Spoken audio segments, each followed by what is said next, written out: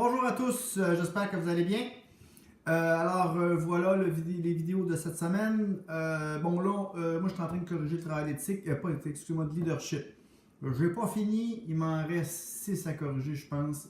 Demain, je passe la journée en classe pour la phase résidentielle d'éthique. Alors demain, attendez-vous pas à grand-chose, puis vendredi, je devrais terminer les corrections pour ceux qui ne l'ont pas reçu encore. Alors, si vendredi à 4h, vous n'avez pas reçu votre correction, écrivez-moi pour savoir ce qu'il y en est. Puis, j'ai soit oublié ou ça s'est perdu dans le monde interstellaire d'Internet. Alors là, on va attaquer le module 3. C'est le premier vidéo 2. Le premier vidéo que je fais, je veux présenter en gros le module. Quelques petites notions, puis je m'arrête là. Dans la prochaine vidéo, je vais vous présenter le travail de la semaine prochaine qui est un genre d'examen en ligne. Vous avez une discussion, vous avez une question, vous répondez, puis vous commentez. Je garde ça pour la prochaine vidéo. C'est pas le sujet de celui-là. Bon, hein. Alors voilà, bon, module 3. Alors, je me suis pris des petites notes là, quand j'ai pensé à vous, puis que je voulais faire ce vidéo-là. Alors, je réalise en me penchant comme ça qu'entre nous, là, comme quelle vicie se dévoile. Ça m'apprendra à prendre des notes et non pas à apprendre vos speeches par cœur. Hein? Alors voilà, maintenant vous pouvez rire de moi. C'est terminé? C'est beau? On peut y aller là? Hein? Bon, ok. Bon, le module 3, il y a un gros déplacement de notre attention. On ne va plus regarder comment on doit agir, comme on a vu avec le module 1 quand on parlait d'éthique. On ne va plus regarder comment agir efficacement, comment faire agir de façon efficace, comme on l'a vu avec le leadership. On va regarder pourquoi on agit, puis comment ce pourquoi-là influe sur les forces. Alors finalement, on va regarder les forces canadiennes, en tant qu'un outil des autorités fédérales, du gouvernement canadien. On va les regarder en tant que tel, mais évidemment, on ne va pas être linéaire. On ne va pas juste regarder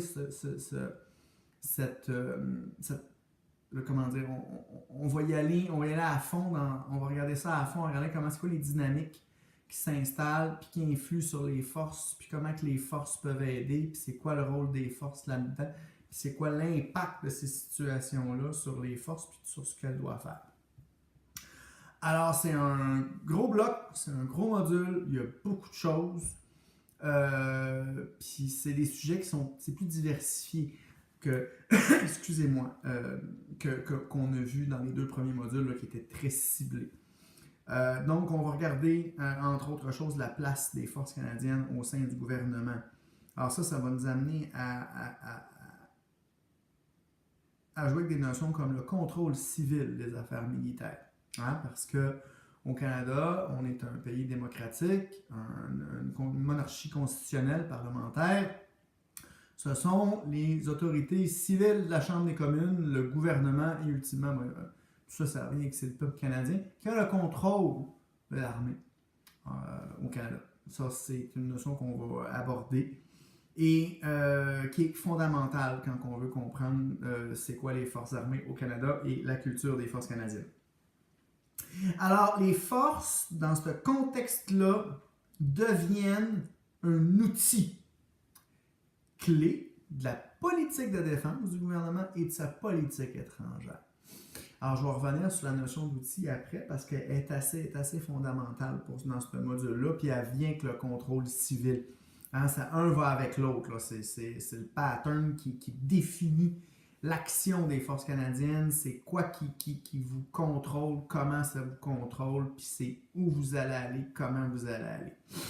Et c'est aussi évidemment, on le voit évidemment en ce moment, là, pour ceux qui vivent dans l'est du pays, que c'est un outil national. Quand je dis outil national, c'est un outil intérieur que le gouvernement et les gouvernements, autant les gouvernements provinciaux que le gouvernement fédéral, peut utiliser pour s'aider, pour aider les autorités civiles quand celles-ci ne sont plus en mesure de répondre à la demande. Alors on le voit, l'opération Nanutus Il y en a une couple parmi vous qui sont dessus.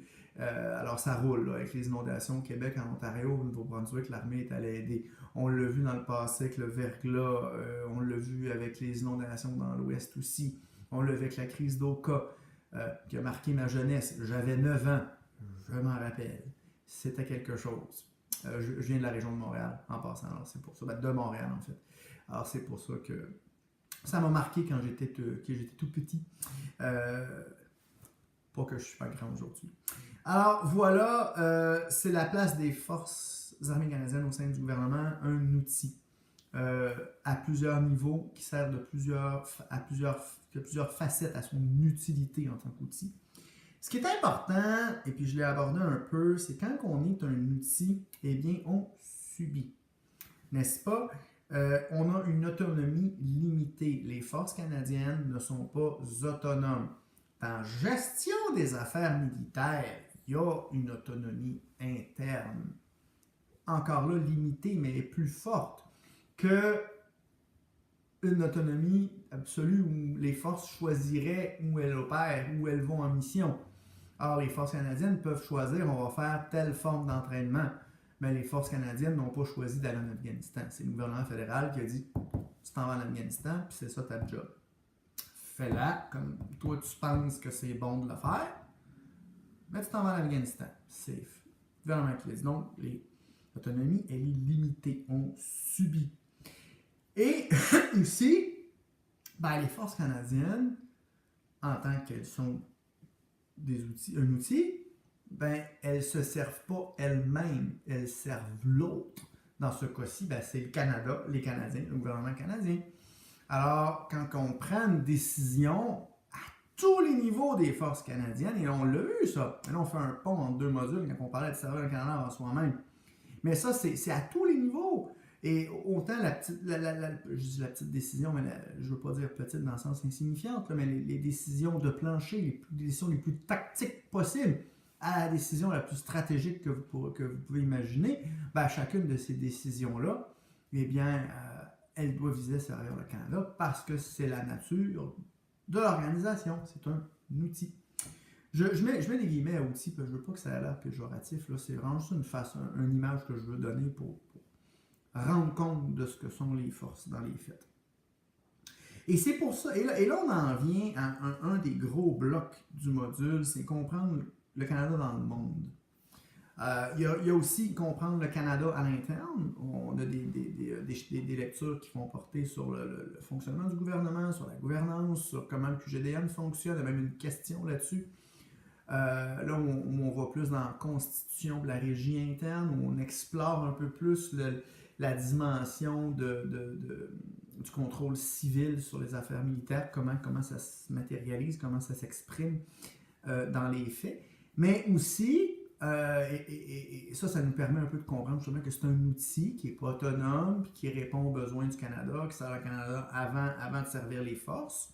Il peut servir les forces, mais si ce service qui rend aux forces sert le Canada, si ça sert les forces pour servir les forces, on ne voit pas trop le gain. Hein? On est très pragmatique dans notre façon de penser ici. Hein?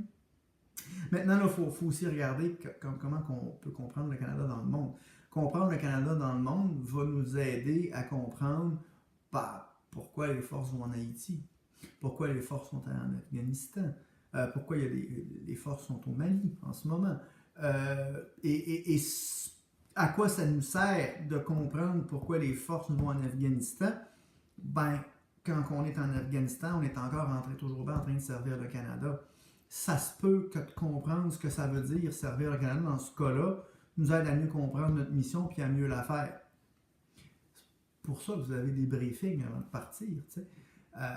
Des briefings qui vous préparent à là on s'en va à telle place, le but c'est telle affaire, puis la culture là-bas est telle façon, puis n'oubliez pas telle affaire, etc.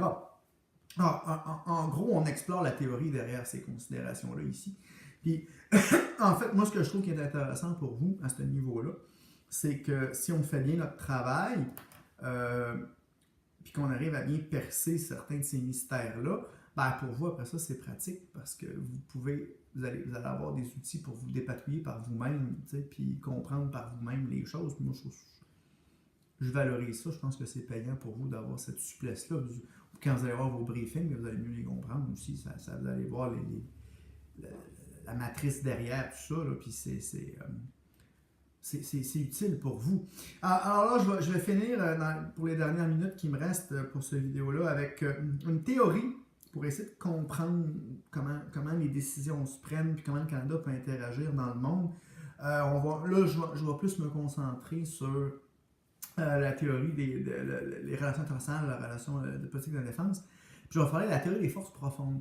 Le nom est un peu bizarre, là, mais c'est quelque chose, en gros, ce que ça dit, c'est que les décideurs font pas ce qu'ils veulent. C'est pas juste une question que le décideur, il veut faire ci, il veut faire ça, il le fait, puis c'est beau, tu sais.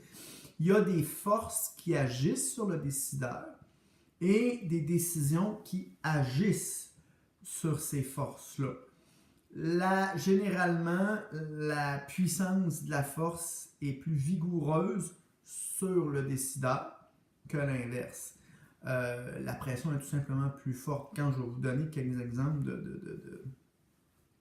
de forces profondes qui agissent sur les décideurs, vous allez voir ce que je veux dire. Par exemple, c'est la dynamique entre les deux qui est intéressante. La démographie, c'est une force profonde. Là.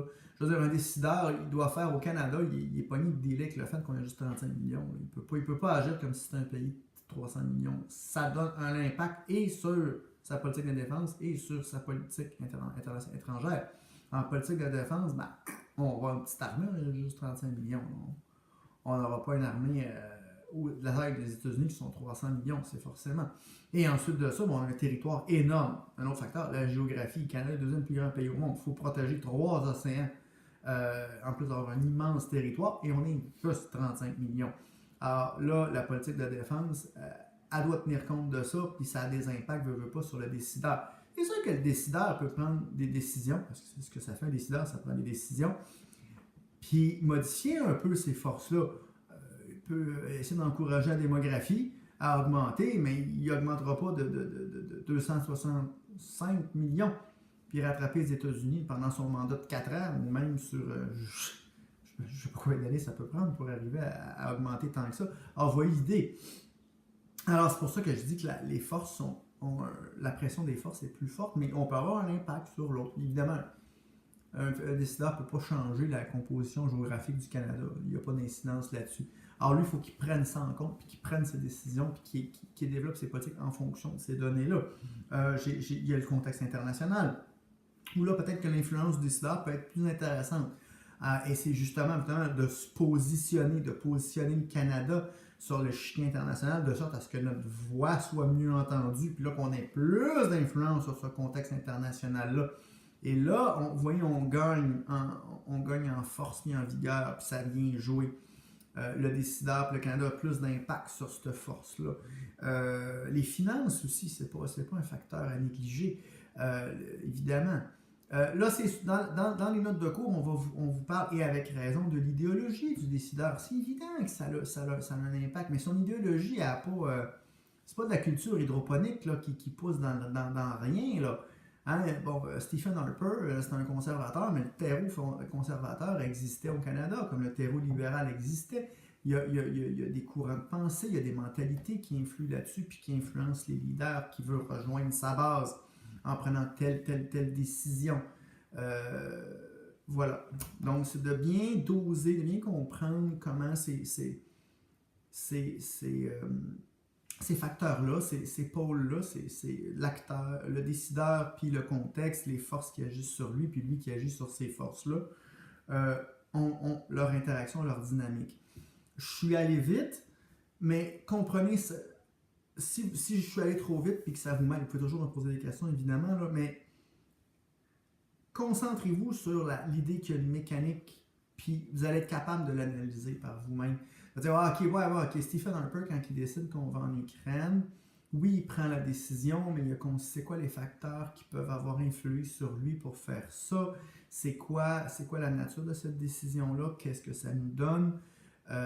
Et là, vous pouvez avancer puis avoir un regard plus détaillé, plus subtil, puis plus analytique, plus critique de la décision et mieux la comprendre, tout simplement.